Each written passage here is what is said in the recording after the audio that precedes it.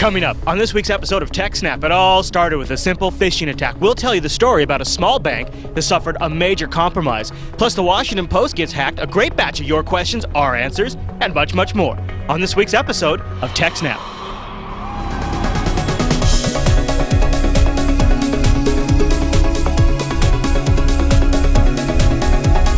Hi, everyone, and welcome to TechSNAP. This is episode 124 of Jupiter Broadcasting's weekly systems network and administration podcast. We stream this episode live on August 22nd, 2013.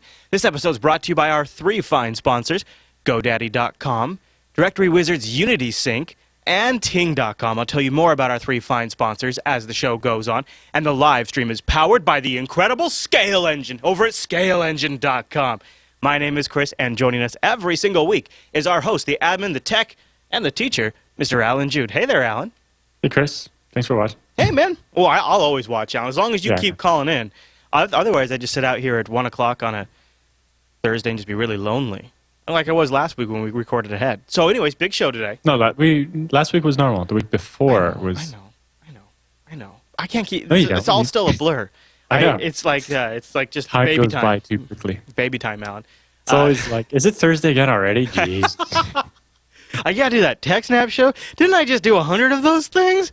I feel like I'm good. 120 some odd. We ought to just show up like 1 week and just like play Stowe and just record that, and then we'll release that as an episode. And be like, yeah, well, we wanted a chance to play video games. That was up. But no, we cannot play video games, Alan, because the news does not rest. So the TechSNAP program must press on. And of course, you got a couple of things that always catch my attention: banks, denial of service attacks, and advanced persistent threats. That sounds like an ingredient for an interesting story. So what's going on? Yes. So a new type of attack has been being leveraged against a number of small banks, especially in the U.S. Rather than attacks like we've previously discussed, even more in-depth ones, where the fraudsters, normally they would target, an individual person or a company, get their online banking credentials, and then log in as them and transfer all their money to the attacker, right? Yeah.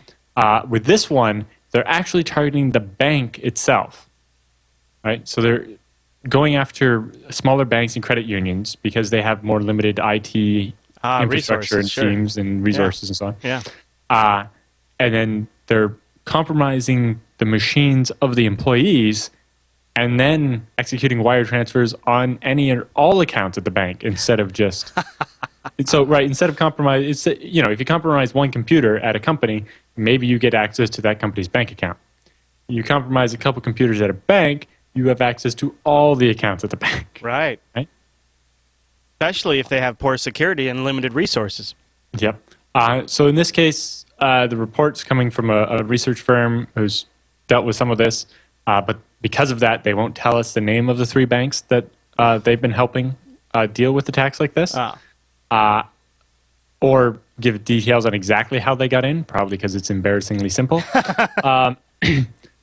But most likely, it's the same type of attacks we've seen a lot recently, spear phishing attacks, right? That's how they broke into Washington Post, which is the second story we'll talk about in a minute. And remember The Onion and the Financial Post and the Associated Press and all these other websites, right? Mm-hmm. They send an email. It looks legit. People open it, get a virus. Then from that machine, they install a keylogger and get your password for, the internal banking thing or whatever, and then go on and on and on.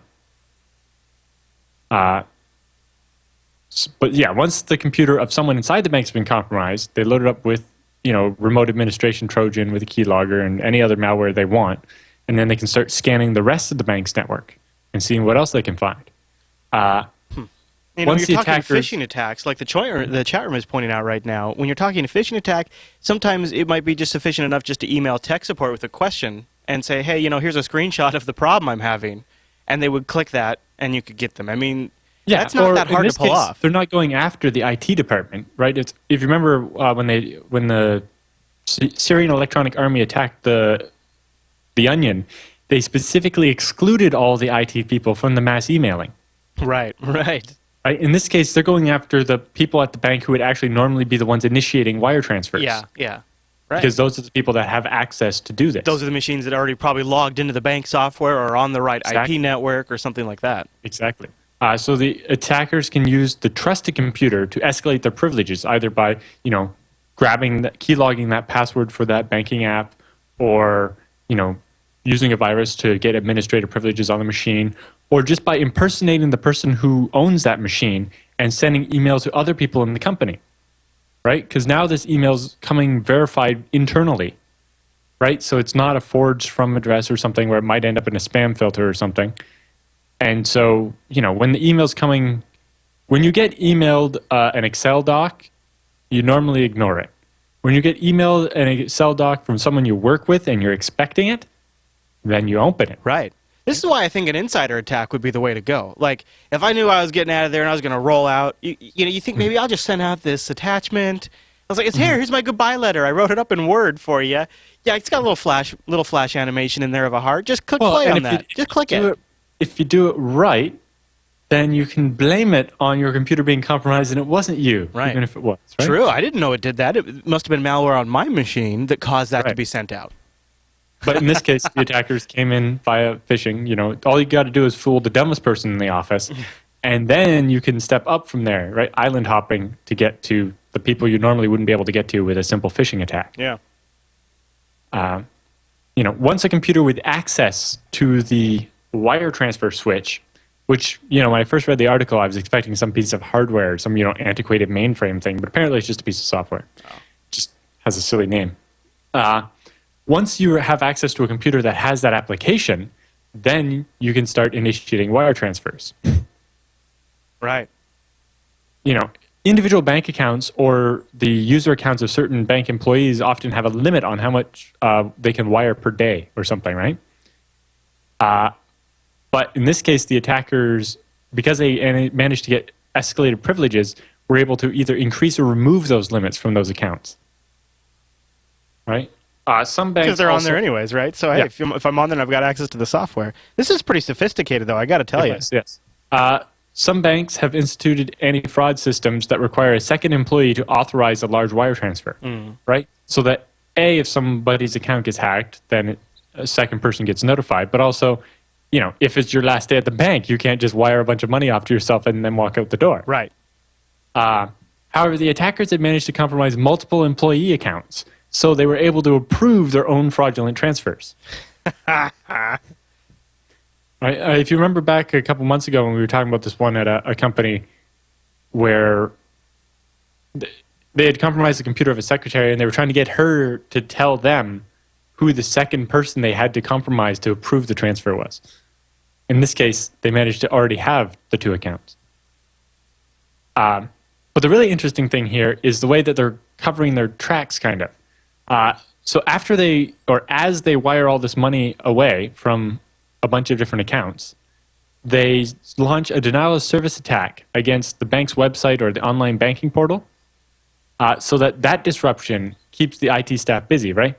They don't know, the IT staff doesn't know that the money's been stolen, but they do get alerts. Our website's under attack and we need to fix it, because if it's down, then people can't do on their online banking and we get in trouble, right? So the IT staff are all running off to go engage that, and it doesn't leave anybody to notice that they've been hacked and the money's been stolen, right? It's kind of like, in the movies, right? You rob a place and then you set up the fire alarm and then sneak out and pretend like you're a fireman or whatever. Right, yeah, you put on the fireman's hat and coat that's just conveniently left behind. Yeah. Or, you have the insider trip the alarm and then you come in as the fake fire truck that got there first. Right, yeah. And things like that. Huh. This is always one of those things that it's... You kind of have to think at it from the angle of somebody doing this from the outside, sending in the email remotely to the support department, et cetera, et cetera. But you also, I think it is worth thinking about it from the insider's perspective, especially at a financial institution. Probably more than half the time there's an insider. Yeah. Because, if it's successful, the denial of service attack distracts the bank long enough to prevent them from clawing back the wire transfer. Right? Once a wire is sent, it's supposed to be, unreversible, basically. But if the banks can catch it within the first couple of minutes, they can usually stop it. But if they don't notice until the next day or whatever, then it's a problem. That's another thing, is a lot of these attacks are happening when the bank's closed, right? So nobody comes in for a few hours. Maybe they do it on a Friday, something like that. Yeah. And then, from the IT department's perspective, you have the service portal, which is like the online banking thing, is down. The bank is losing money and reliability and reputation. The security team's juggling the priorities of what to fix first, and then they attack the wire transfer system. Right, and which is very rare because normally those are pretty well secured, but maybe a little bit less so at smaller banks. Yeah. The interesting thing was, of the wire transfers that failed, most of the time it was because the attackers had put in the information of where they wanted to send the money incorrectly, not because it was blocked by some fraud system. Oh, really? So there was isn't it how often these guys make mistakes like that? And that's usually how they get caught? If you've ever tried to send a wire transfer, the amount of detail required is kind of ridiculous. That's why I stick to Bitcoin, man. Much easier. Much easier. Most of them were trying to get paid by them, and it's just like, wow, this is basically still all this leftover stuff from when it was done, like via actual wire service. Yeah, actual wires. Because you have to have like the address of the branch of your bank. It's like, why does it matter which branch, like the street address of the branch I want to send the money to? Man, you're talking to a guy just fine without knowing the address of the branch. You're talking to a guy who worked at a bank for 7 years, and it was like seriously working in the past, like there with all of like these new things kind of bolted onto this old infrastructure.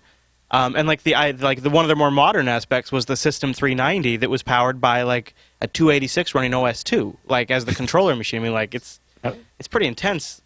So yeah, they're way out of date. And so when you see a company like that, they inherently, these kind of models were inherently just not really ready for a connected world, and they fought it for a really long time. I was there during that transition of going from just phone where people could dial in and get their balances to actually be able to check online, and how are we going to do that, and how are we going to communicate with other banks. And then these partnerships started coming up, and security, models were not great even back then when we were looking at this going, God, this is going to put us at risk. So and we were a smaller, I worked for the largest independent bank in Washington State, but by, bank scales, that's tiny, right? 44 locations, I think, something like that. So, we had an IT department of about a dozen people, maybe 15 people at its peak, but when I started there, it was like 4 or 5 people. And we were totally unprepared for all of the security stuff we had to take on. Plus, we had to respond to FDIC auditors and answer all of their questions, which a lot of them were just driven by industry, not really actually based in any practical security. The FDIC needs to audit banks properly because they're responsible for the hook, insurance for if the money gets stolen. Right, yeah. But they don't really know what they're asking because they're a bunch of bankers. Exactly. So they're bankers, not IT people. Right. So we'd always have what ended up happening, and I would imagine, I haven't been there for 7 years or so I don't know if this is true anymore, but back then what would happen is kind of phony security, a little bit of security theater. It was not necessarily all a waste of time, but a lot of it was stuff that was like, make sure you're on, if it was during NT4, make sure you're on NT4 Service Pack 3, check the box. And so everything would be built around all of these automated scans that would just check for we put antivirus software on our server. Yeah. Oh yeah, exactly. Yeah, check the box. You have antivirus on here and it's up to date. You have a subscription, check the box. But that was like very surface level security stuff. Exactly. Yeah. So there's a couple of extra PDFs I have tacked on the end here. One is from the Internet Crime Complaint Center, which is a joint effort between the FBI, the Financial Services Information Sharing and Analysis Center, which is a banking group so banks share information about attacks and stuff. And they published this PDF in September of last year warning banks about this type of thing. Right? Actors primarily using spam and phishing emails to target victims. Once they compromise, they put keyloggers and RAS, and they go after employee credentials and so on. And they say most of the victims are small to medium-sized banks or credit unions, but they've also targeted some bigger banks. And they've been using the denial of service attacks.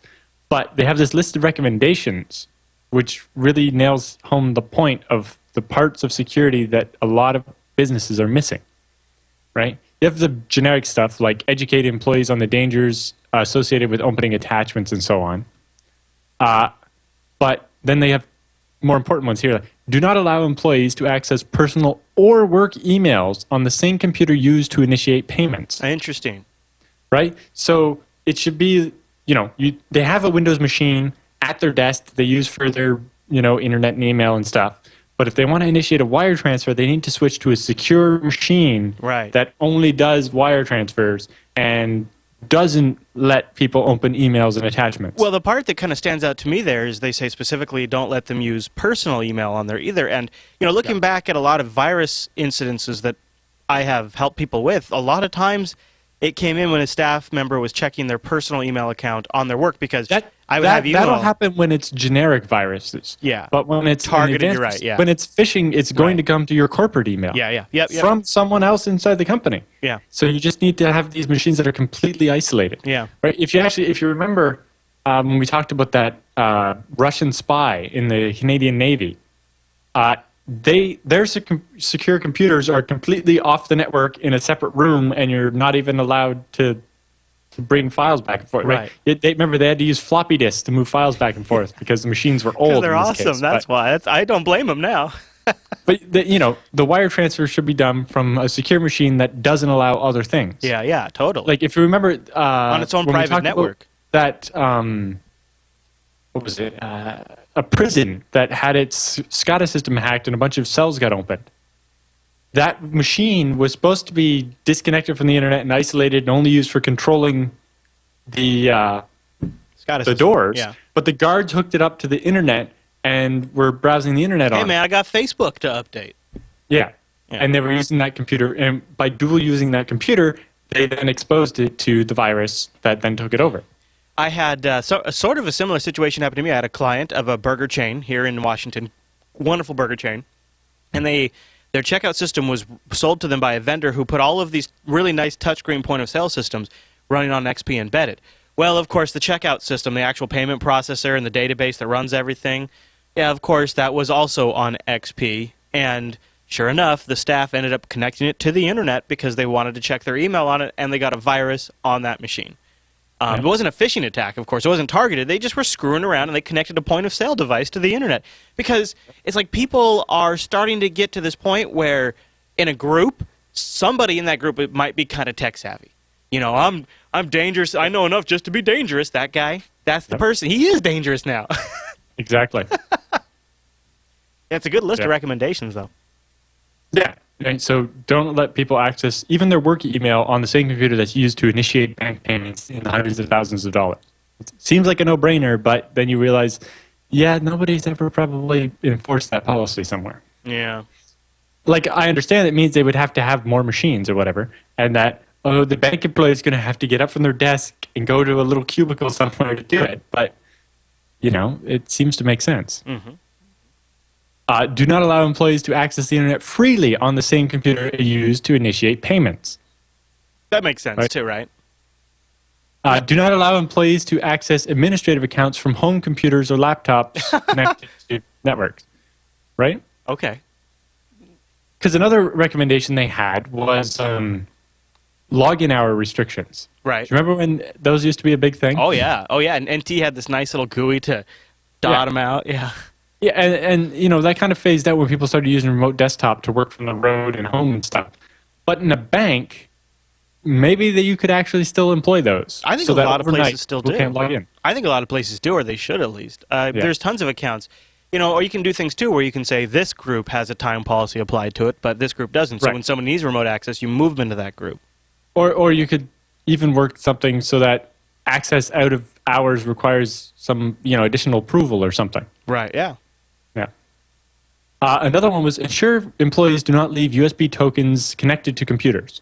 Right? So they have these USB tokens that are required to authenticate the user.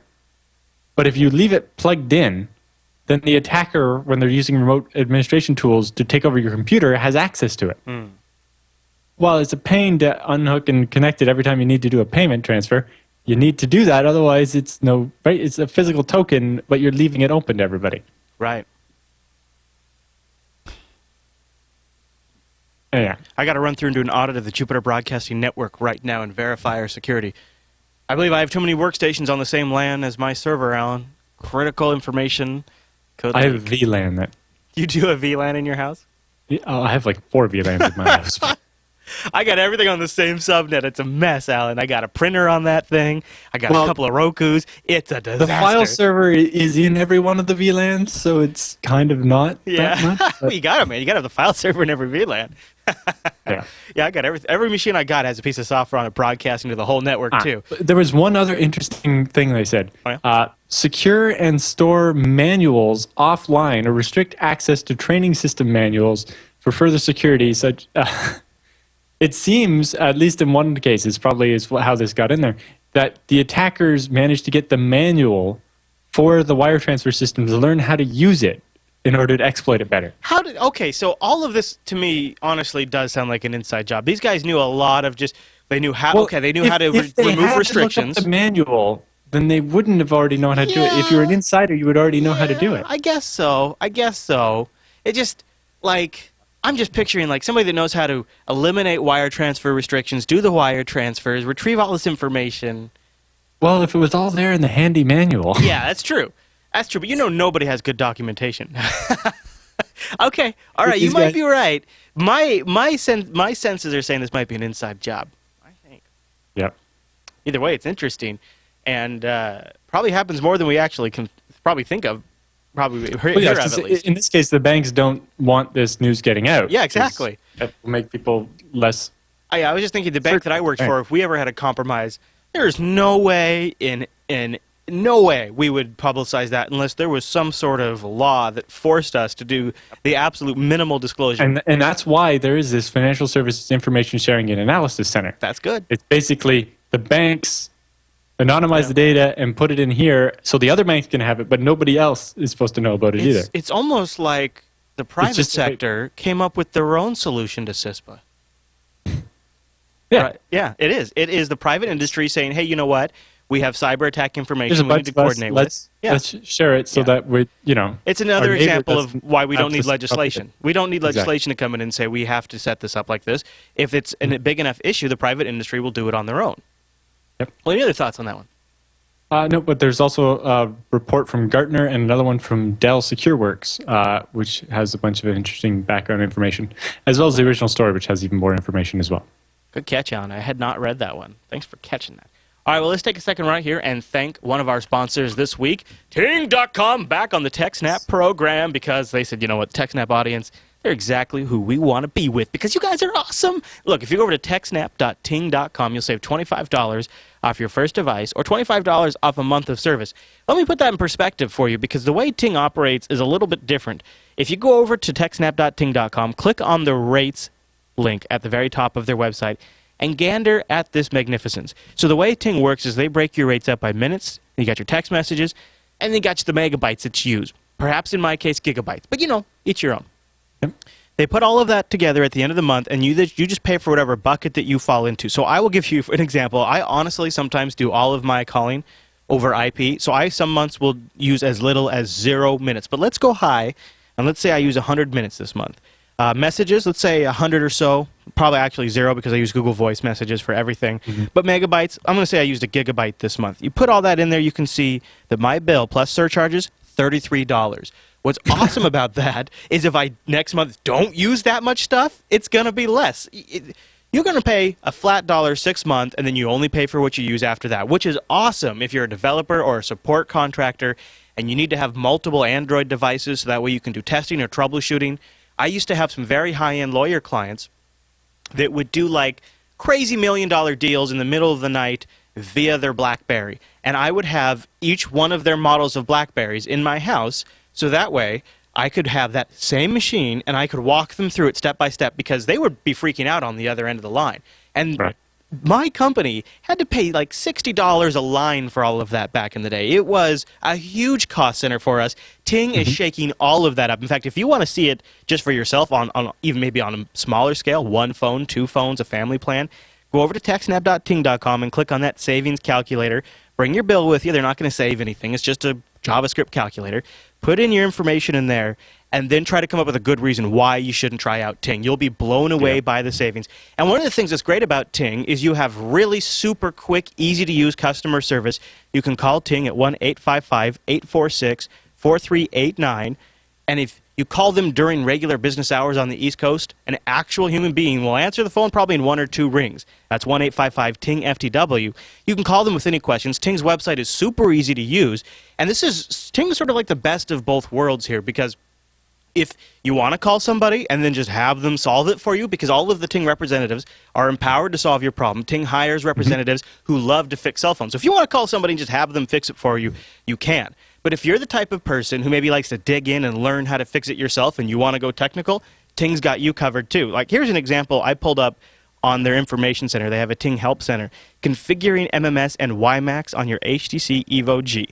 Well, let's just say, theoretically, a brand new Cyanogen mod falls backwards onto your Evo 4G, so that way you get great battery life and better performance, and you need to set up MMS. You just go right now. You could call Ting and ask them that, or you could go right here to the information center, learn all the settings yourself, learn the key codes to type in, and have that problem solved. You can bookmark this, so every time you wipe your phone, you go right back there and you plug it all in there. Ting's got information like that for all kinds of devices. They got tips to save you money every single month. It is an absolute wonderful resource. In fact, they've got a blog you can follow just to see what new devices are coming from Ting. So it's always a great resource, too. So go to TechSNAP. That's the good thing about a newer provider that understands this stuff. And, Ting is owned by Tucows, who's been an internet company since before that was a thing. Yeah. So they have their whole web portal is useful and works, right? It's not an add-on to their system. It's the whole point of the system. It is the system. And I'll show you, I don't know if this shows up on our capture. It does at the very, very top if you guys are watching the video version. But on Sunday, I removed my Note 2 from my account. Now, I've revisited Ting's website, and you see right here at the very top, they've recognized me, and they just put a little notification banner wherever I'm at on the Ting site to let me know there has been a change on my account.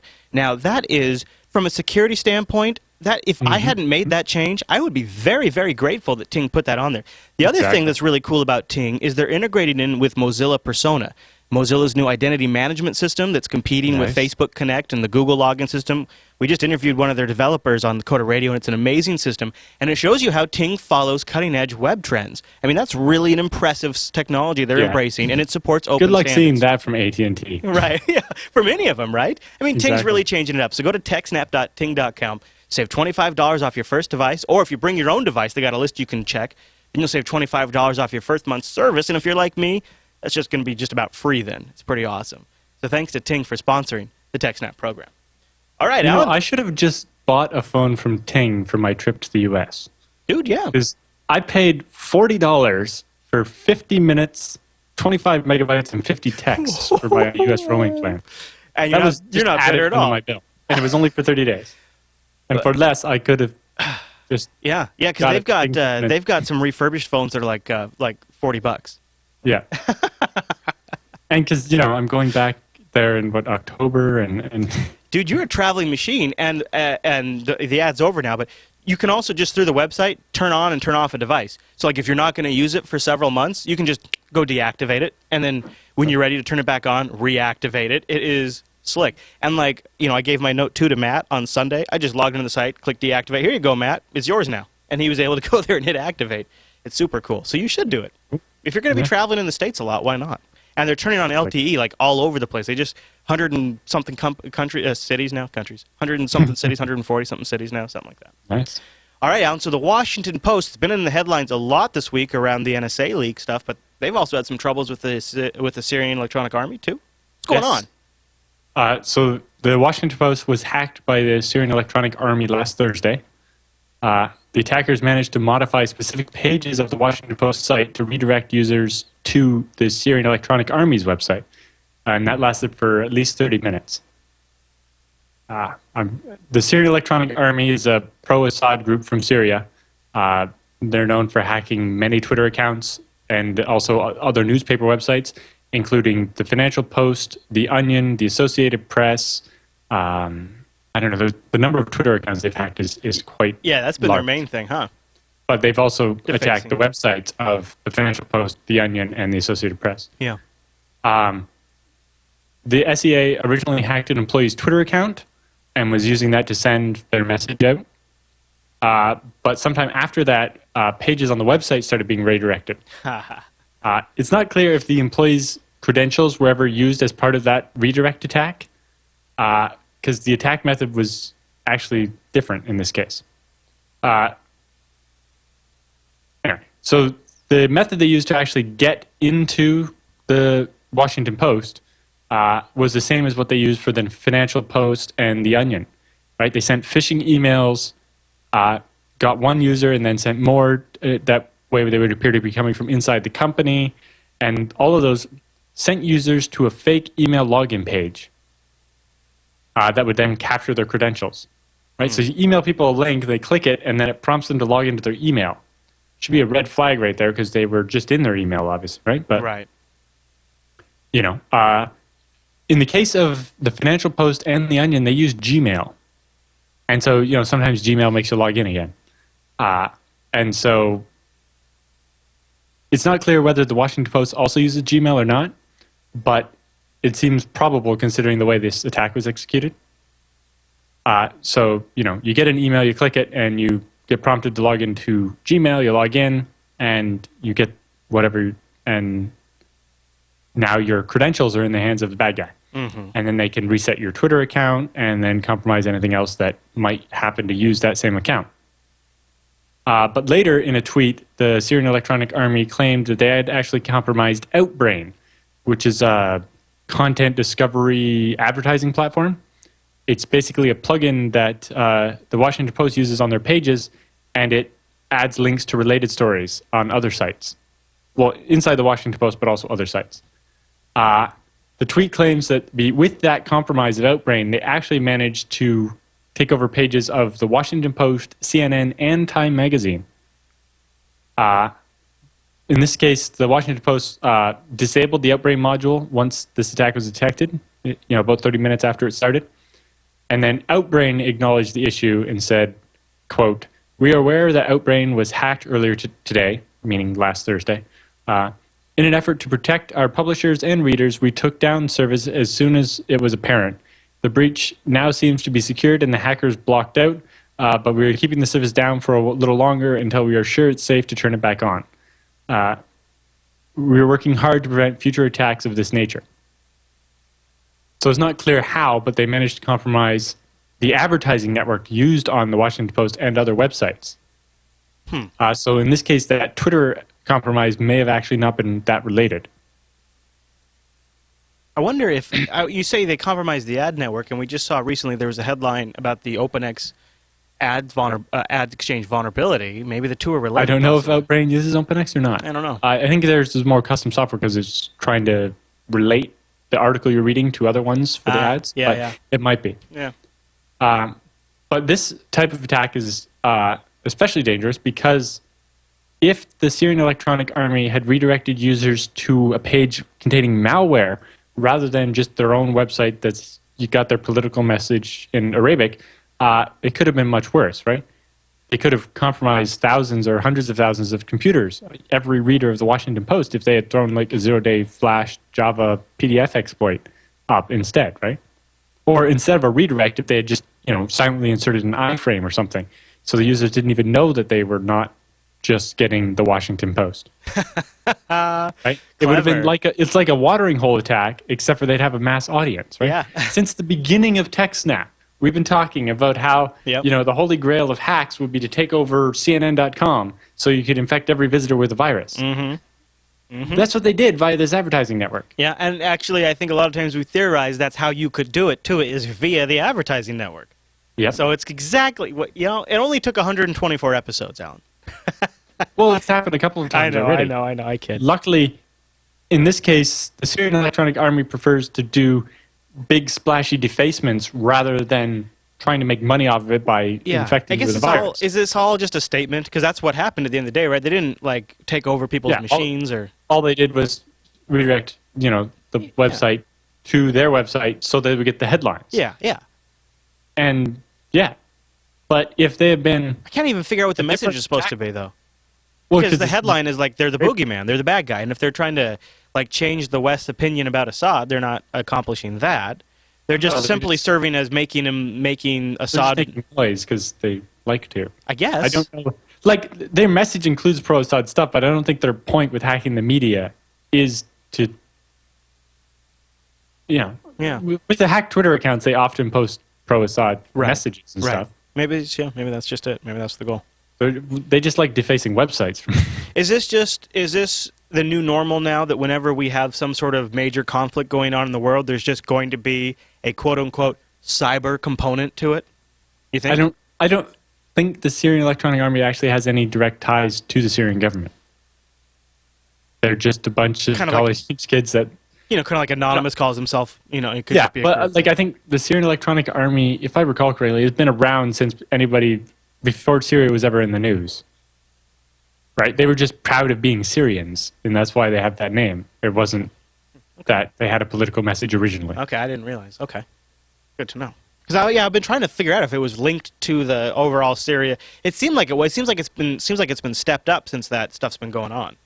Possibly. But maybe people are just paying more attention. But in this case, it might be stepped up just by the fact that, hey, we found this attack via Gmail, and it seems to work against every newspaper, because every newspaper doesn't have their own email. They use Gmail. Yeah, in fact, there's just a big story about the New York Times is switching to Gmail. Because everybody's worried about protecting their sources. The day on Wednesday of last week, the New York Times was down for a couple hours. Yeah. And, rumors started spreading that they've been hacked. Turns out it was just a failed server Maintenance, update. yeah. Everybody's all freaked out. And then the headline was, the Washington Post gets hacked too. And then I was like, oh, never mind, they were the only ones that got hacked. But the really sad part in this particular case is that they got hacked in exactly the same way as the Financial Post and the Onion, and those happened months ago. And those two companies posted explicit detail about exactly what happened.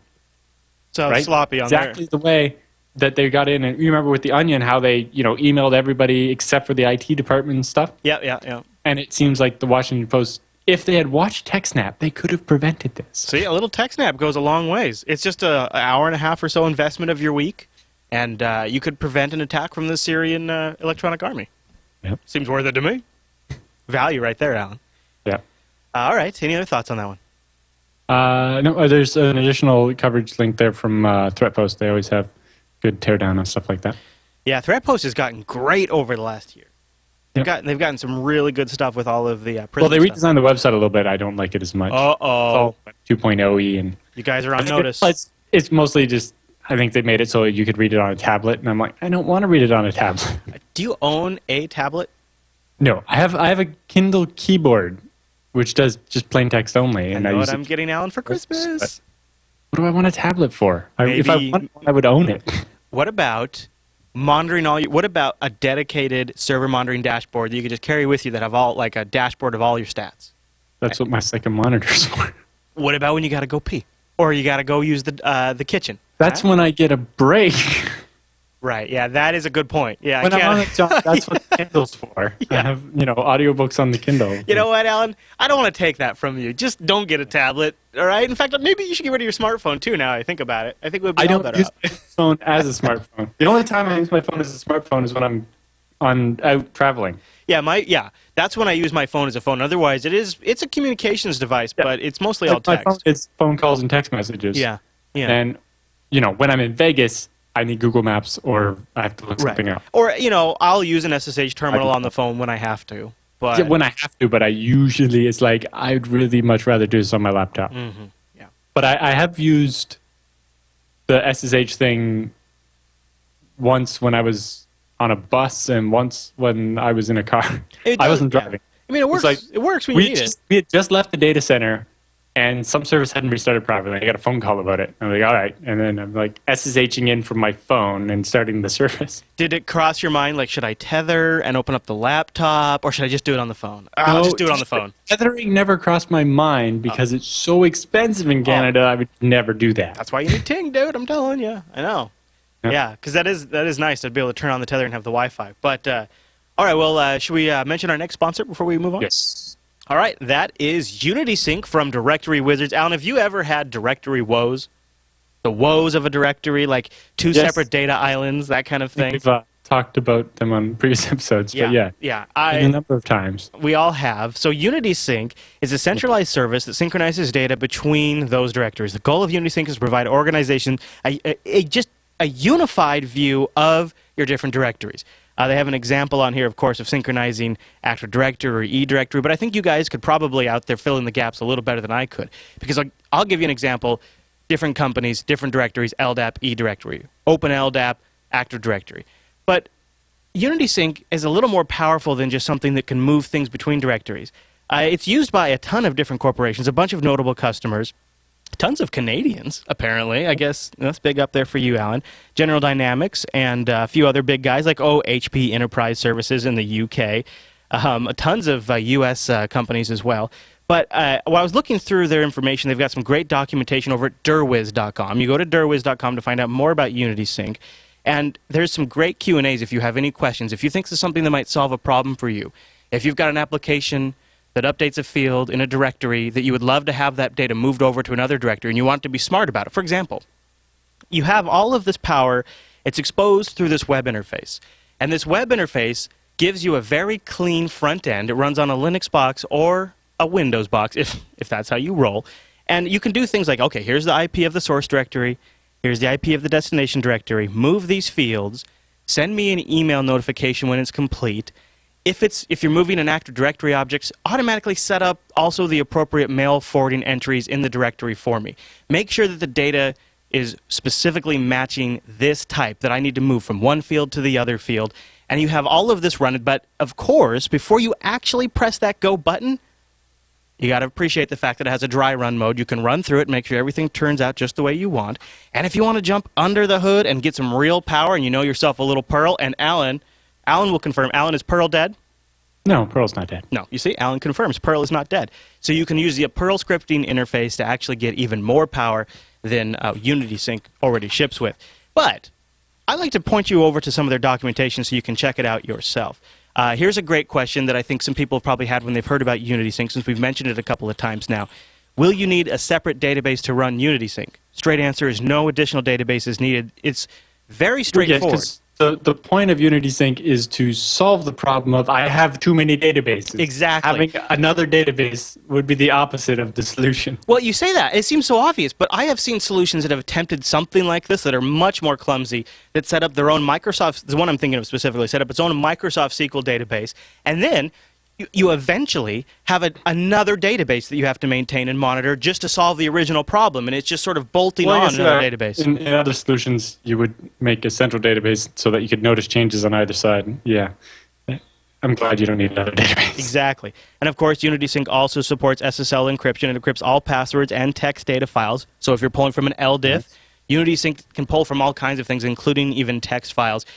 Think about that. Maybe you've got a bash file that processes out something from a job and then outputs that to a text file. You could have Unity Sync read that text file and then import it into the directory. Maybe that completes your inventory. Maybe that completes some sort of monitoring system. You could have Unity Sync fill in the gaps in your network. But here's the best part. If you go to derwiz.com, click on Unity Sync, and then there's a download link. When you're downloading that bad mamma jamma, put in the code TECH. TECH will get you an extended 30-day trial and your first year of maintenance for free. So you can put it in there, and they'll take care of you for a little while. And tell me you heard about it on a podcast. That would make sense, right? And you can put some other codes in there, but I would put in TECH. And it says, welcome to TechSNAP followers. You click that download link. You choose your Windows or Linux binary. Then you'll get that. You put that on your machine, check out the web interface, point it at a directory, solve some problems, and become the IT hero. I know this has challenged a lot of you guys because I have faced this very issue. So go check out Unity Sync at derwiz.com. derwiz.com/UnitySync. And thanks to Directory Wizards for sponsoring the TechSNAP program. Alan and I congratulate all of you out there who solve your IT nightmares with Unity Sync. I would have. Honestly, Alan, you could probably make a contracting business where the thing you did was go out and deploy Unity Sync and just solve this problem, because basically any company that has a merger or any company that has multiple vendor-supplied applications eventually runs into this problem. And that's just about every company that gets about more than 35 employees. So you get above about 40, 50 employees, and you start getting multiple directories, multiple software solutions. Unity Sync can solve a lot of problems. So thanks to Derwiz. All right, Alan. Is that our last news story of the day? Because I've got some emails burning a hole in my pocket here. Right here. Actually, wait a minute. That's my cell phone, and it's set to stun. Never mind. All right, Alan, with the news all done, that means it's time for the TechSNAP feedback.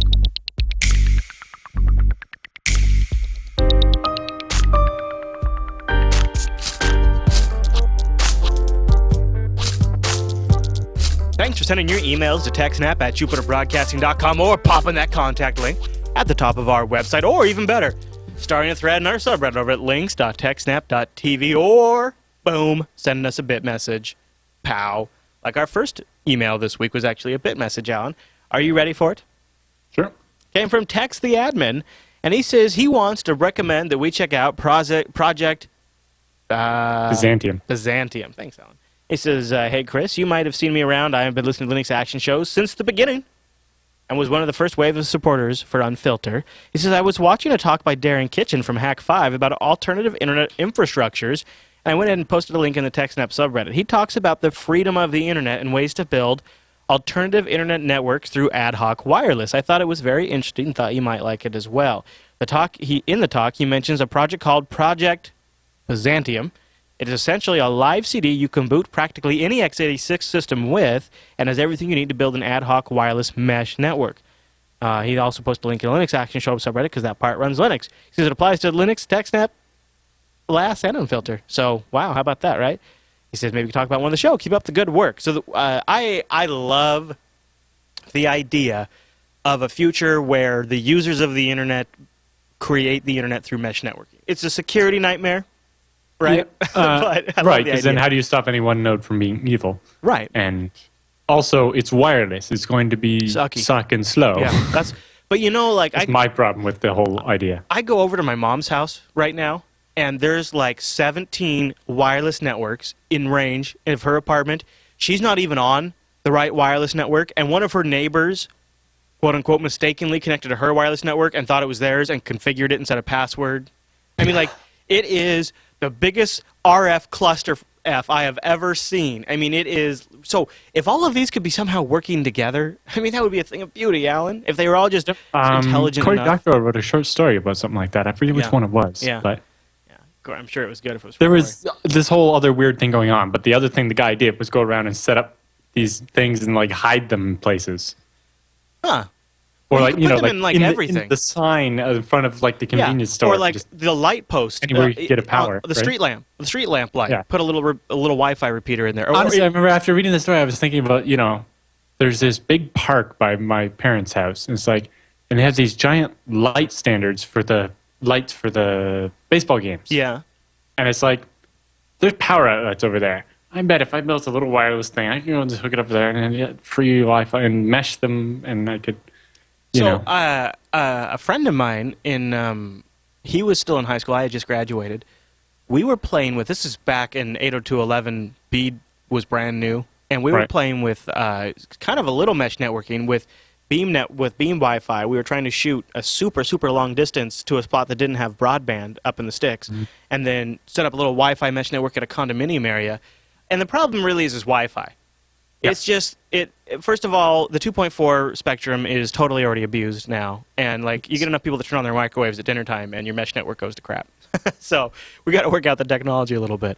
But if something cool comes along, and it would, something like the chat room is saying, like a mesh wired hybrid, so it wouldn't have to be Wi-Fi. If somehow you could participate. Right. Because, the whole point is at some point you have to get cable to backhaul stuff. Yeah. Maybe if you could have like backhauls along the way, like maybe the network was smart enough to... And then what do you connect those cables to? And then isn't that just the regular internet? Well, then you eventually replace it, right? Maybe the internet connects each mesh network but originally. Who's going to own all these cables then? And how is it going to be any different? It's like we could rebuild the internet to be less good. Yeah.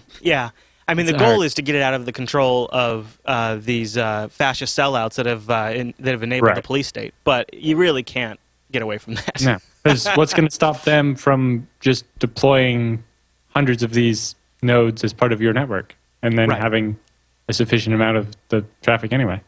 Yeah, that's true. Like they could just come in and drop a whole bunch of gear down and be like, boom, we own the network now. Yeah. Or dominate anyway. So Bitpuffin.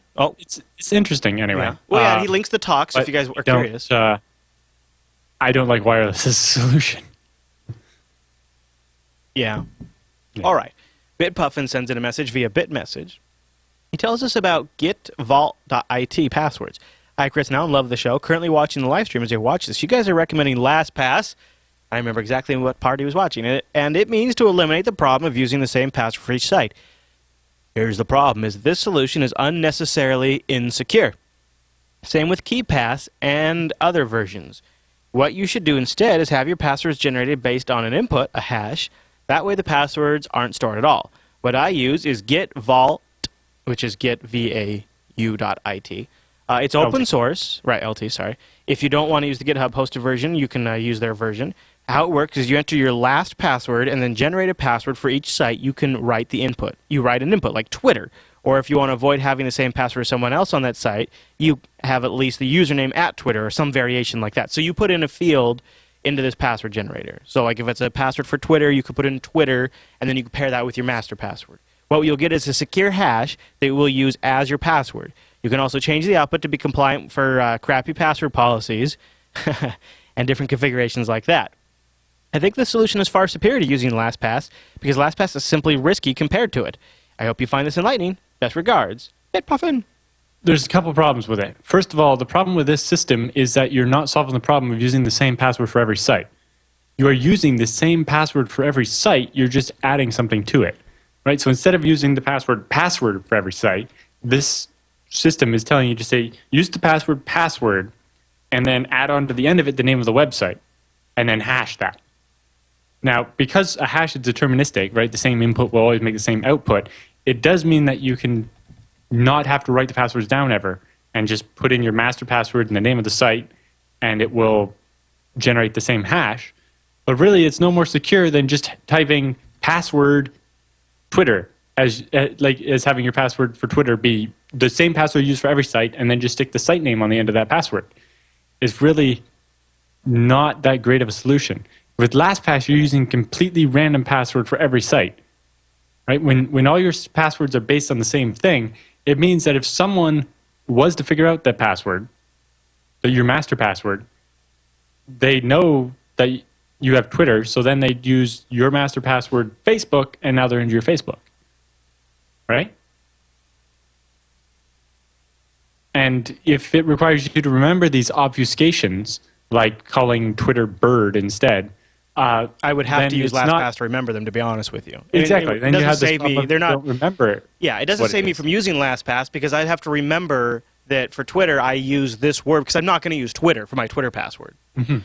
Well, it wouldn't be your password. It would just be the part that's getting added to your password to make it unique. Right. But then you're having exactly the same password just with this token on the end. Right. And that's not a good system because somebody gets one of them, they can figure out the rest through inference. To me, what it shows us is how there's a lot of different ways to think of security. And what BitPuffin has decided is that storing that password is the ultimate insecurity in this scenario. Because what his argument is that the reason why this is more secure is because you're simply not storing it. And so that is a hard thing to argue against. I simply have chosen to trust that the encryption methodologies that LastPass use are sufficient for local storage. Right, or with KeePass, the storage is controlled by you, not by them, so then you can feel more secure about it. But he's right, if you don't have a record of it at all, that's better than having no record is better than having a record. Not having the password written down, but having the password be guessable isn't more secure necessarily. Yeah, and honestly, if you could figure out that master password, and then you just tried a few variations on Twitter or whatever for the site was at, you might be able to get it. Yeah. And you should never, ever, ever have your username as part of your password. Right? Like they suggested using your Twitter handle or whatever as part of the thing. Don't ever do that. Right? The whole point of your password is that it's supposed to be unique. If it includes your username, then all that entropy is gone, right? Every bit of your password should be adding more randomness to the password. If any of it is predictable, that's bad, right? So if it's the name of the site or your username, that's bad. Don't do that. There you go. Bad. Don't do that. Woo! All right, Alan. All right. Jeez. All right. Email from David. Are you ready? He's got some. Yep. He's got some. He called it geek choices. I'd call it first world geek problems. But I'm right there with him. He says, guys, I got about $400 to spend, and I'm having trouble deciding. And I was wondering what you would do. Alan, I want your input on this. He says, I have an off-the-shelf router that is running a Tomato firmware. It's a Cisco 4200 V1, and it works great on my 100 down, 5 megabit up connection. God, that's a really good down, but kind of a crappy up. But that's at least, exactly what I have. But I guess you get good Netflix and stuff that way, and it's good for downloading podcasts. But I've been using it. I've been interested in playing around with pfSense. Tomato firmware does several advanced functions like VPN, quality service, VLAN, virtual wireless, etc., etc. So I'm wondering what I could really gain by dumping it and going with pfSense. Here's my choice as it comes into play. I can either buy an add-in box to load pfSense and recreate the functionality I already have and play around with on other advanced functionality like Snort, or I could buy a smart switch like a D-Link DSG1210 or a Cisco SG200. Both are either 28 ports or 2600 port or 26 ports respectively, to play around with VLANs and other things like that. I've never had a managed switch. I'm trying to decide how to get my geek on. Which would you choose if you had to pick one? Neither is really a need, but rather a want. I'd like to play around with networking and sharpen my skill sets that I might use in business. My current home switch is not a smart managed switch. Tomato is capable of doing VLANs, and I could just get another cheap dumb switch and assign ports via VLAN. With a router performing VLAN bridging, does all traffic cross from a VLAN to VLAN via the router, i.e., could that be a bottleneck? Does the same happen with a Layer 2 smart switch? That's interesting. So he's wondering if he does the VLAN on the firewalls or performance hits since everything has to go to the router. No. Also, one other bonus for buying smart switch is port trunking, right? If I have a QNAP NAS with 2 GBIC NICs and I'm using only one at the moment, I can plug both in. Thanks for the input. Keep up the great work and all the big shows. David. So he's asking firewall or switch. What do you think? Well, if he bought the switch that I use at home, which is a Netgear GS724T, it costs about $250 compared to the $850 for that D-Link he listed. Then he could buy both. Yeah, that's true. So he could get a managed switch and a new pfSense box for less money. Although he said his budget was $400. Yeah. So. I mean, I wonder if he was going like the Cisco unit, because if he wants to learn switch skills, maybe he wants something that might be like possibly out in the employment space. I'm leaning switch, just because, first of all, being able to trunk those 2 ports to really get the rocking off the file server would be cool. But, the Tomato firmware, you're not going to see like... it's not that much different. No, I mean, it's different UI. does probably... It might do more types of VPN. Yeah. Like it does PPTP, L2TP, and IPsec. There's a lot more software packages to play with. Yeah. VLANs... Remember, the VLANs are based on the tagging, right? So the switch doesn't... Now, the switch can add the tag when you don't normally have it. So the switch does let you do a little bit more with VLANs. But generally, if you're setting up VLANs, getting between VLANs requires going through a router. Some of the switches will provide that functionality for you, but yeah. It's hard to say which one's better. Yeah, and the other thing, too, I feel like if you really just wanted to play with the software that's in pfSense, you can accomplish that with virtualization. But the stuff you want to learn on networking... A lot of times comes down to you need the hardware to do some of that stuff if you want to really play with this stuff. There are ways to virtualize network and but it might make sort of sense to buy. But if you want to learn like updating the firmware of a switch and enabling the web management UI, enabling the Telnet UI, whatever, and you want to be able to go to an employer and sit down and say, yeah, I can update the firmware on that, or yeah, I can configure a VLAN. You're going to have to go hardware, but you don't have to say that same requirement to learn pfSense and use those packages. Yep. All right. So good luck, David. You might want to consider the switch I have. Just I don't like. It depends. Buy the cheapest one, I'd probably say, but that's what I would recommend. Smiley in our live chat says your network will thank you. I agree. I have a very nice HP switch that I've had for years. Gosh, knock on wood. I mean, it is getting old. But it's a big reason why I can move massive files around my network for editing, and it's like I'm getting line as fast as possible. So I definitely love it. Honestly, I max out my gigabit whether I'm using my $250 Netgear 24-port gigabit switch with buffers and stuff, or the $30 5-port TrendNet gigabit switch that I have as a backup for when I got hit by lightning. Like that's not. I feel like I haven't gotten that level of performance on particularly that kind of stuff, but it could also be like different file protocols, because in a lot of cases I'm using Apple File Print or File, whatever it is, to move between the editing machines. Very likely AFP is not as efficient. The ZFS makes a big difference. Yeah, on the file server. Yeah. Of actually being able to saturate a gigabit and stuff. Well, and having fast disks on each end. And also network cards. Yeah. PCI-based network cards, I've never managed to get more than like 640 megabits a second. But PCI Express or even onboard ones, it depends when the motherboard was made, whether the onboard NIC is PCI or PCI Express. I looked at 10 gigabit switches, but they were ridiculously expensive, and even the network cards are still $400 a piece. I know. But that's another thing that makes a difference, is invest in a better network card. Like I buy the Intel Pro 1000 CTs are about $30. Yeah. They're not bad. Yeah. But compared to like a $5 D-Link, you're going to saturate that gigabit a little easier. It makes me so sad when I see laptops or netbooks that the NIC is on the USB bus. Oh, yeah, on the USB bus is really bad. Yeah, it's awful. It's like, oh, okay, so you've maxed out the performance I'm ever going to get from this. Thanks a lot. Yeah. And not to mention gave CPU overhead. All right, Yeah, we got. and then there was another thing. I was looking today. I was shopping around a bit because my PFSense box is an old Pentium 3, and it's kind of silly. And I found this board that's known to run FreeBSD very well and runs PFSense and stuff from Socris. And they have this little thing. It's available in a couple of different models. They have 600, 1 gigahertz or 1.6 gigahertz Atom processors, depending on your price range. Yeah. And also between 512, 1 gig or 2 gigs of RAM. And they have 2 SATA ports, so you can run SSDs off them if you want. They also sell little, like, tiny mini SATA disks. But anyway, the base model is $299 or so, and you get a 600 megahertz Atom processor, 512 megabytes of RAM, 2 SATA ports, 4 Intel 82574L gigabit ports. Heyo. So that gives you 4 gigabit ports. Yeah. 2 serial ports, USB that you can boot off of, all that stuff. And yeah, it's $299 or $330 if you want it with a case. And the power supply is an extra $20, or there's a rack-mountable version that has an internal power supply. Anyway, there's lots of configurations you can look at on the site.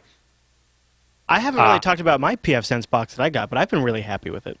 The nice thing is the chassis, if you get the rack mount chassis, it has support for adding up to 2 of these expansion cards. The little thing has 2 PCI Express slots.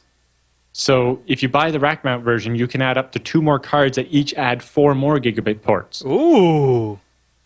All right, I'm sold. So you can have up to 12 gigabit ports on this little router. This is nice. Yeah. And no They fan? also have slower versions if you want. Solar? There's like slower, sorry. Oh, okay. Like the 5505, you can go down to like a 433 megahertz processor, No, and then thanks. it's only $222 for the board. No thanks. I like speed. I put an i5 processor in my PFSense, Alan. I like Right. speed. Yeah, I put that in my ZFS server as well. Yeah, you gotta. I've just been burned over slower Yeah. resources. Like, oh, okay, I can't do that.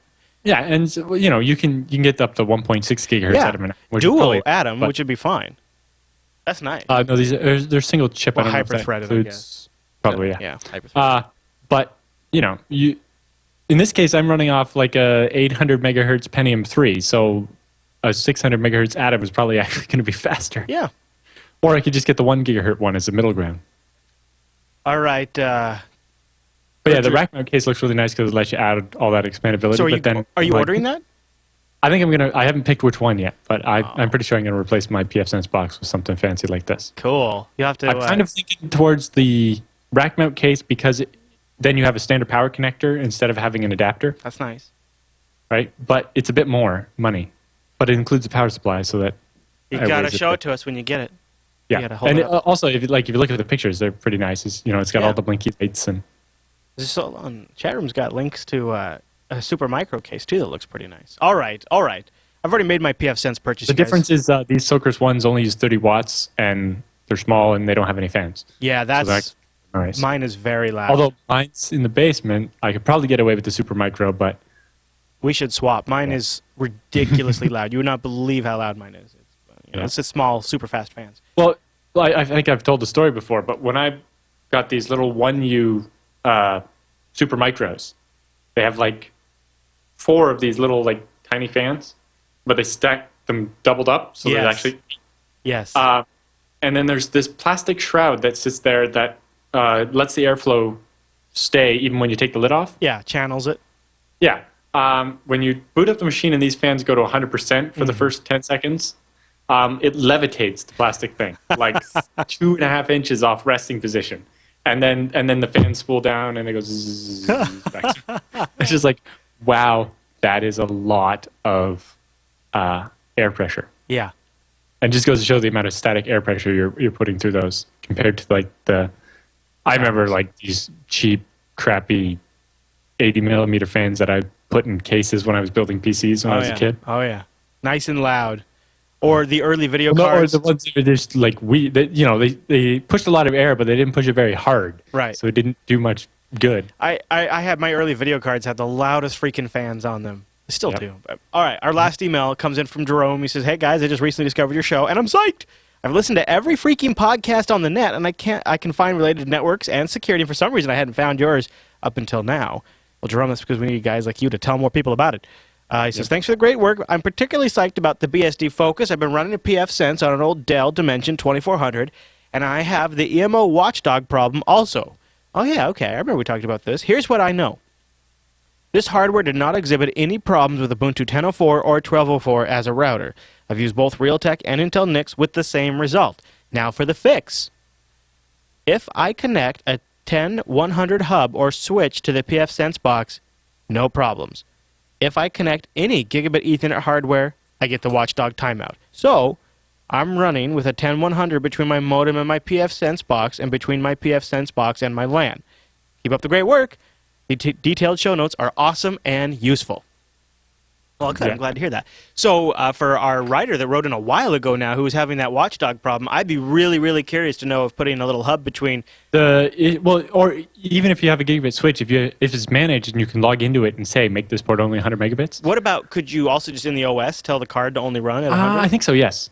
But that wouldn't be a hardware level thing.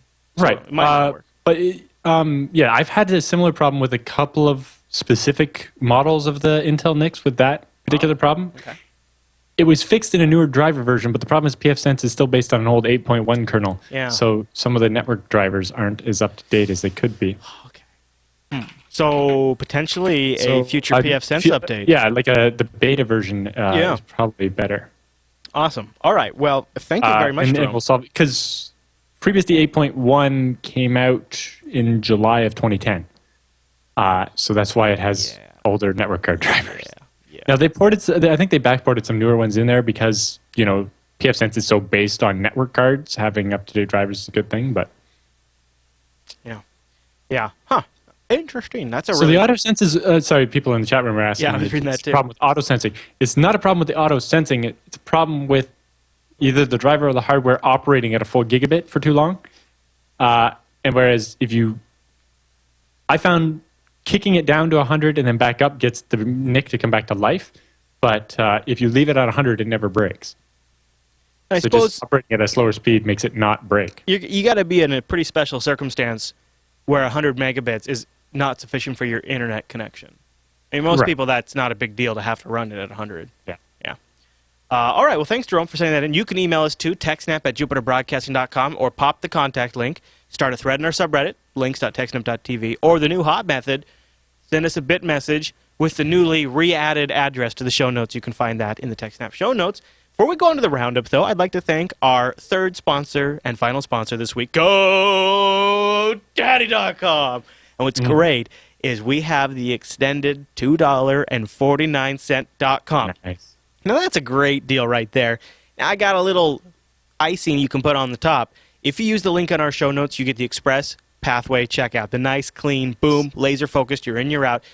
$2.49, guys. Save money and time. That is like a bacon cheeseburger is what that is. That is like a cheeseburger with 2 times the bacon. And I absolutely appreciate this great deal from GoDaddy.com. You guys, when you got a .com for $2.49, go use it for anything. You need to forward a complicated long domain, shorten it down to a nice .com, and then just set up the easy-to-use forwarder. I have jblive.fm and jblive.am. Audio stream server went down this week. Totally bummed out, totally left in a hard spot. Not a big deal at all. I log into the GoDaddy control panel, 3 clicks. I have it set up, bring up the forwarder, put in the new URL, hit OK, done. It is so awesome to set up forwarding in GoDaddy control panel. You can just get the .com and point it to anything you want, or heck, just register it and point it at a blog. I don't care. Maybe you got a crazy idea. Tech249 when you check out, or use the link in our show notes. Maybe you want to take 32% off your entire order. Why would you want to do that? Because you're crazy. Because you're crazy. Use the code GO32OFF3. You know, I might have started another podcast and needed a domain for it. And I was like, oh, GoDaddy, www. Perhaps if there was a new podcast coming about an operating system that is popular, yes, we would need domains for that. And exactly. You could use the code TECH249 or GO32OFF3 to save 32% off an entire order. Because the domain I wanted was taken, so I had to get a .tv, and so I used the 32% off.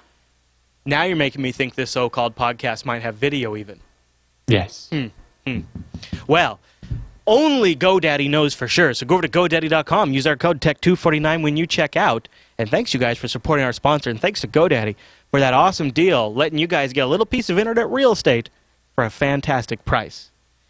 We have mentioned it a lot this episode, but we actually haven't said how you join our chat room. And I got an email just yesterday giving me a really hard time because what is this chat room you talk about, and how do I find it was the email.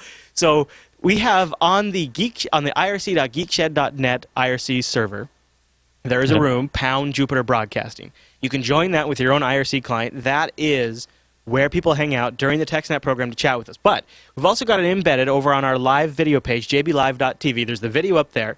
If you scroll down... Scroll down just a little bit. It's right there. I know it's awkward to have the video and the chat room. I'm just waiting for everybody to get super wide screens. As soon as our stats say you guys are wide, I'm going to redo that page. But until then, you just scroll down, you can click connect, and you don't even have to install any software. We have an embedded version of our chat room, and you can chat along with the show as we go, and then Alan will correct you during the break, sometimes even during the show. It's a good time. It's a circle of interaction. Speaking of circles, Alan, I think we're all done with the feedback. So that means it's time for the TechSNAP Roundup.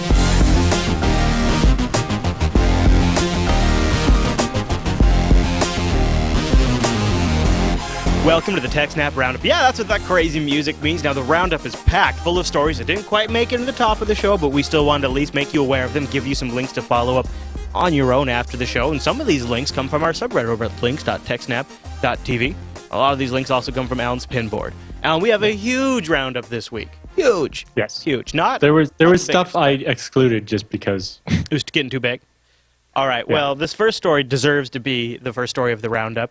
Declassified documents, thanks to some efforts that have been underway for a little while now from the EFF, show that the NSA has violated U.S. citizens' privacies numerous times, thousands of times. This all comes after the Foreign Intelligence Surveillance Court's decision in 2011 was declassified, although highly redacted by the NSA. The opinion of the FISC handed down in October 2011 shows that the court was concerned about the way NSA was attempting to minimize the chances of collecting domestic communications, i.e. they weren't taking enough steps. Right. So, yeah, the EFF won its court battle that has been going on for over a year to get this previous decision by the Foreign Intelligence Surveillance Court released publicly, where the court found that in 2011, the NSA was violating your constitutional rights by capturing your data and not doing enough to not make sure they're only capturing data of foreign people, because, you know, the NSA has a mandate of not spying on Americans that they are doing a bad job of fulfilling. The finding from the court also said that the court has troubled the government's revelation regarding NSA's acquisition of internet transactions marks the third instance in less than 3 years in which the government has disclosed a substantial misrepresentation regarding the scope of the major collection program.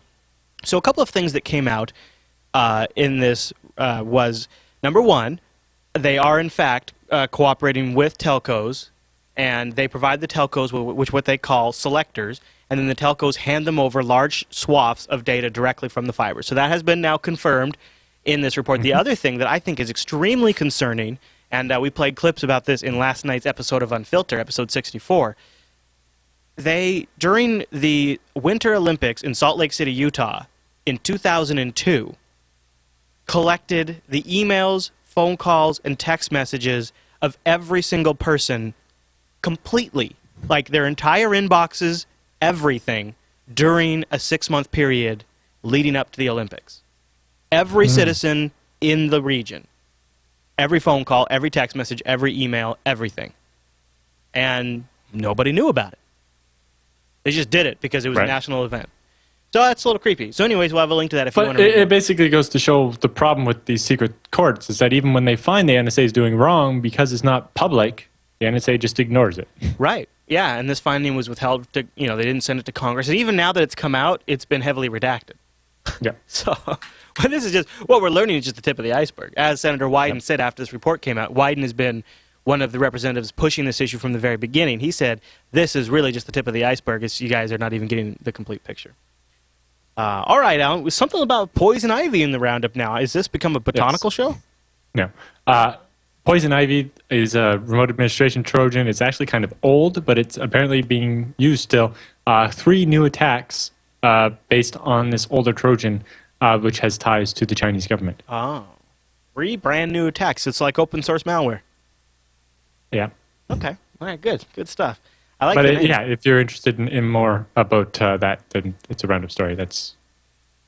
All right. I don't have that much detail because I can't read every one of these stories. Well, we got a lot this week.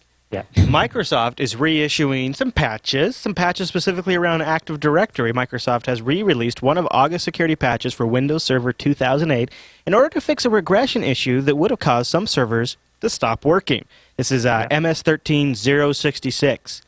So they re-released it on So Monday. originally the patch came out, but it turns out it broke stuff, so they released this Dude, it newer version of the patch with the same patch number, which is confusing, but not stuff. It broke Active Directory federated services, okay? Yeah. So that's really big. I mean, that's like taking and business the down. entire point of the patch was to prevent an attacker doing a denial of service attack against Active Directory federated services. Oh, no. So what the attack was if someone could remotely fail to log in as the service user that Active Directory Federation Services runs as, they could trigger that user getting locked out, breaking Active Directory Federation Services entirely. I'd rather have that than taking down all of the Active Directory. Jeez, Microsoft.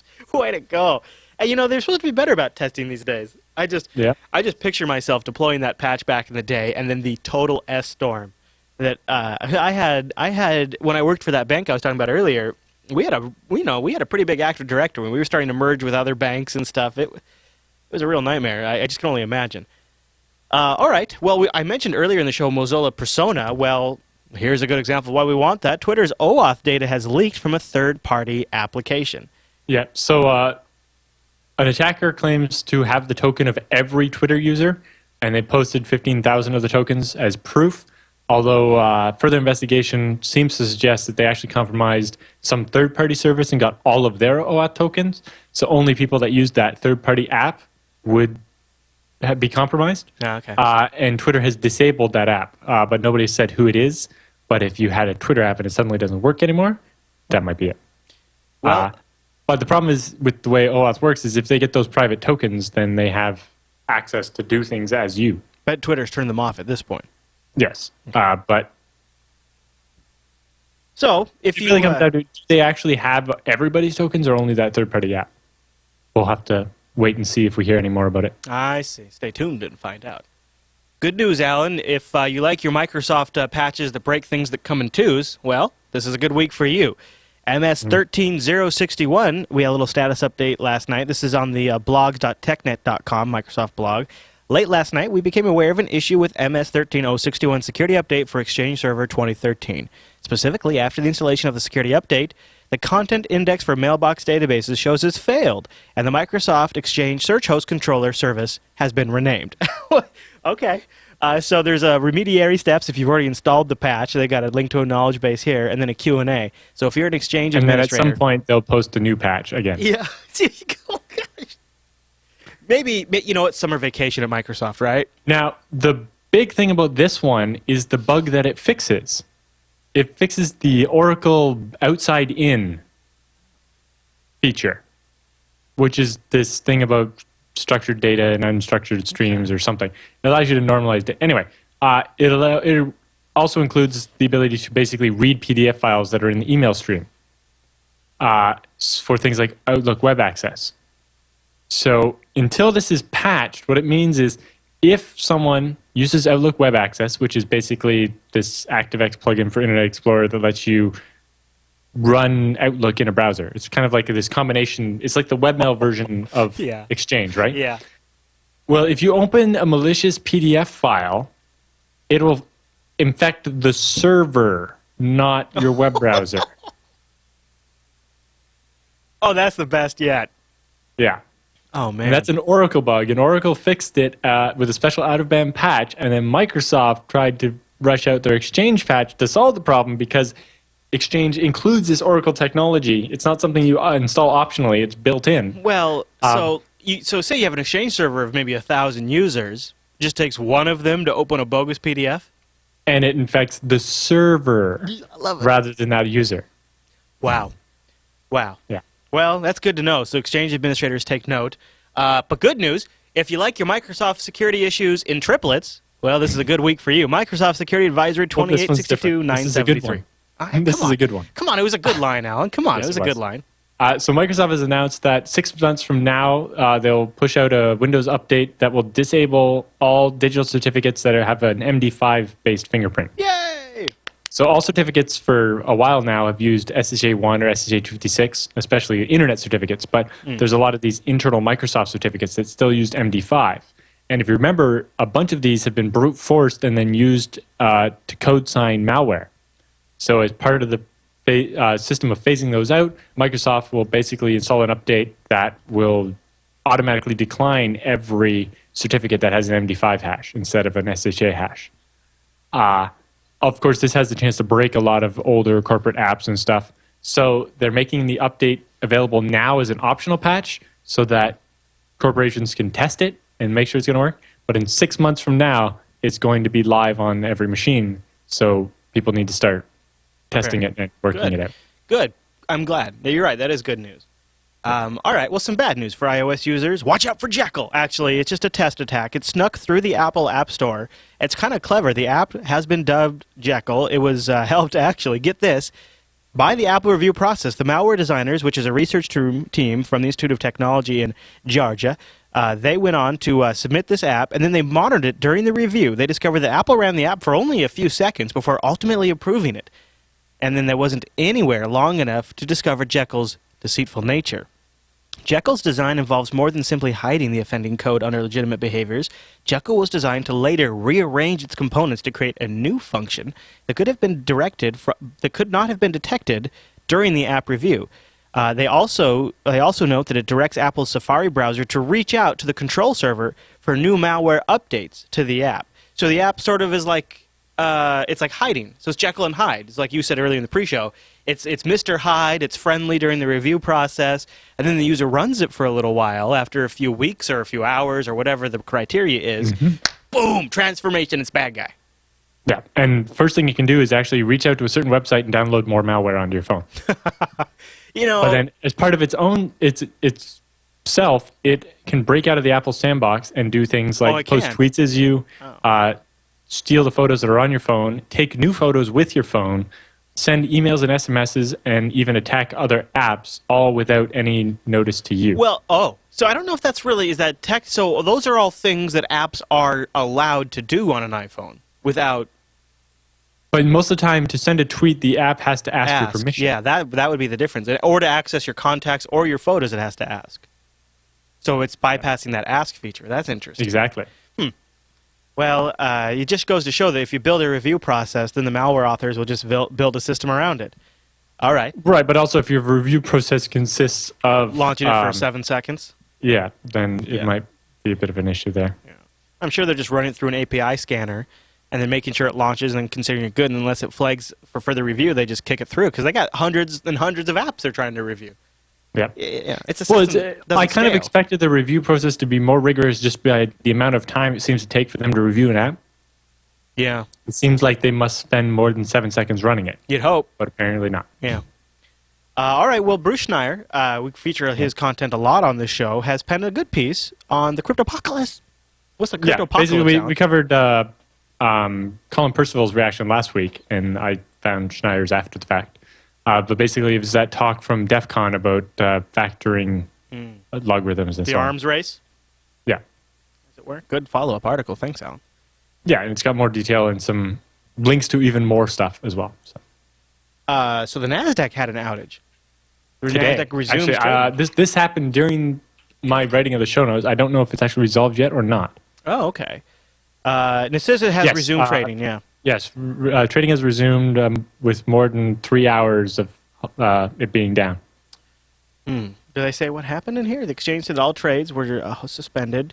Hiccups persisted after the NASDAQ reopened trading. And they got a little graph here, you can see it. But they don't really say what the cause was. I'm sure we'll find out as the day, Or hopefully. that we won't. Yeah, maybe we won't. NASDAQ stocks represent about 28% of all shares traded so far this month.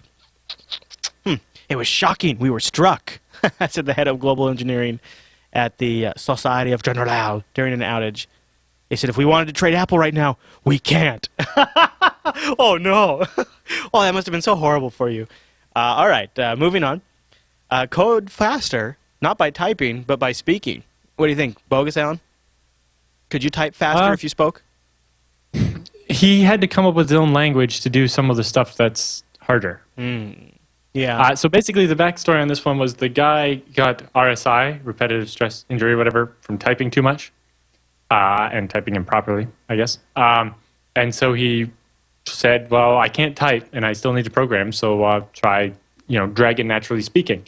And then he had to basically add some Python stuff to teach it to understand programming, since it's normally meant for dictating Word docs, not source code, right? Mm-hmm. And so he's come up with this entire language of silly sounds and stuff to mean the different things in programming, like opening and closing curly braces and round braces and so on. That's interesting. Huh. Yeah, it's a little weird to listen to when he's like, clip, hook, sit, slap. Oh, should I plug it in and hear it? You want to hear it? The video is quite long, and it's hard to find a spot where he's actually doing an example, but... I'll try. Yeah, but it's... instead of saying open curly brace, or function name, open parentheses, variable name, close parentheses, open curly brace, whatever, he's got all these keywords and stuff, and scratch means erase the last thing I typed. Ming Chuk. Robots will never rule the world. Here we go. Hey, bite my shiny metal ass! You couldn't afford it, honey. That's the part I picked. That Bender clip. Yeah. But yeah, you can hear he just makes a bunch of these funny sounds. Yeah, I'll back up because he's doing it right here. Ming Chuk. Robots will never rule the world. Oh, that's the same spot here. You back up far enough. My voice on the speakers doesn't feed back into here twice. I want to hear it. Because I could see a lot of developers that, do suffer from RSI or something like this. This could really help. Okay, so I'm just going to do some Emacs lift to start. XBuff. Slap, slap, delt. Jive dust testing. Doll. Slap. Leap. PyCon. Slap. Pa. Jive message string. Snap. Lee. Jive message string. Spade. Okay, that is pretty weird. I mean, that's pretty out there. It seems like he could have made it a little less exotic. Maybe he just wanted to have fun. I like saying slap a lot. A slap, slap. Well, I think slap is enter. So. I was going to say I've had clients in the medical field who have Dragon naturally speaking for the medical, and this is made by Dragon, and it has its own language too. Because as you might imagine, the doctors have to say these words that are not English. They're all kinds of different things, and so they have to specifically engineer the software to support it. And it has a little bit of a language for annotation, because a lot of times doctors will have predefined PDF forms that the company will make, and then they have to give commands to move between the different fields and stuff. All right, well, our last roundup, this link hit the web like a lightning bolt. PJ from Grok has announced her intention to shut down, and she has cited the privacy issues that have now been brought to light around the NSA surveillance issue with email. Grok is a pretty major resource for the community in general, open source specifically.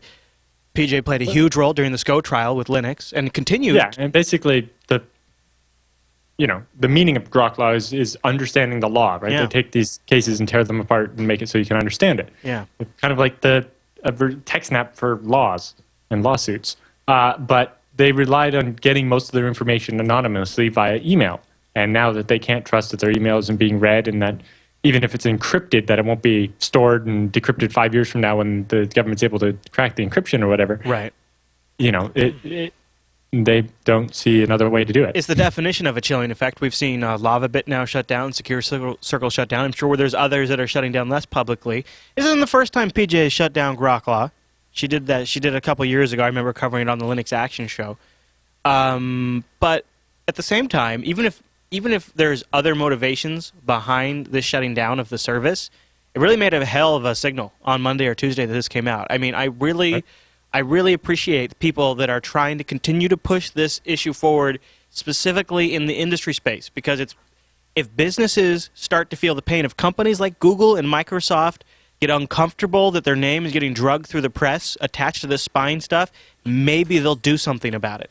And so companies like Grokla and LavaBit and Secure Circle are adding to that pressure that corporations can put on the federal government. And I hope that is how we'll see change. So I applaud PJ for doing it, and I'm sorry to see it go, because Grokla was great. I will miss it. Maybe it'll be continued on in some other form, maybe a wiki or some sort of community thing or something like that. But really, the problem is there's no way for people to contribute securely. Right. Well, I mean, even you think like they could have used GPG or something, you know, I mean. Well, even with GPG, if the government's going to store the emails for a long time to be able to decrypt them later, is that, you know. This is a really big topic. This Sunday on the Linux Action Show, I'm going to spend time digging through BitMessage and talking about the pros and the cons. There's some negative things. It's very early.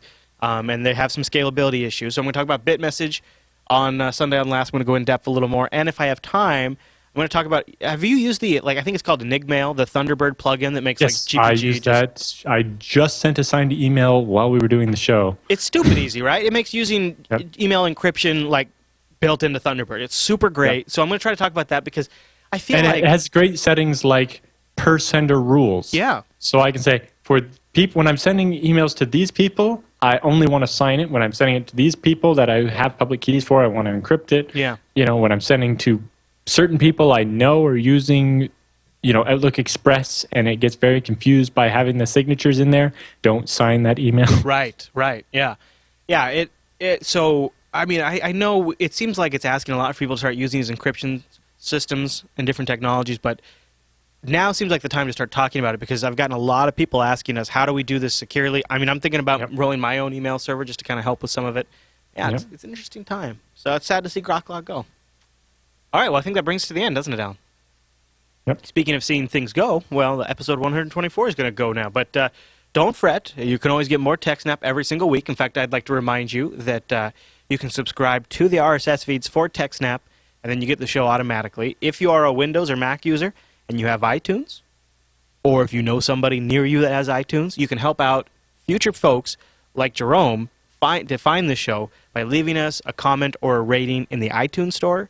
I know for some of you that's sacrilege, but the way that system works is if even about 20 or 30 of you, and that's probably going to take a lot of people to actually get off their butt and do it, but about 20 or 30 of you commented or rated on the TechSNAP MP3 feed in iTunes, we'd get shot up in the technology charts and we'd have thousands of more people find the show for that week. So you really can make a difference by doing that. You can also subscribe to our torrent feeds and help defer the bandwidth costs. And you can get involved in our subreddit over at links.techsnap.tv, where I always post a thread, if I remember, to discuss every week's episode. So if you got particular feedback, something about this episode, you can leave it in there.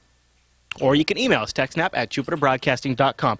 Don't forget you can join us live, too, Thursdays, 1 p.m. Pacific, which is 4 p.m. Eastern, 2000 UTC. Pow! Over at jblive.tv or jblive.info for the audio feed. All right, Alan, we'll see you right back here next week, okay? Yep. All right, everyone. Well, thank you so much for tuning in this week's episode of TechSNAP, and we'll see you right back here next week.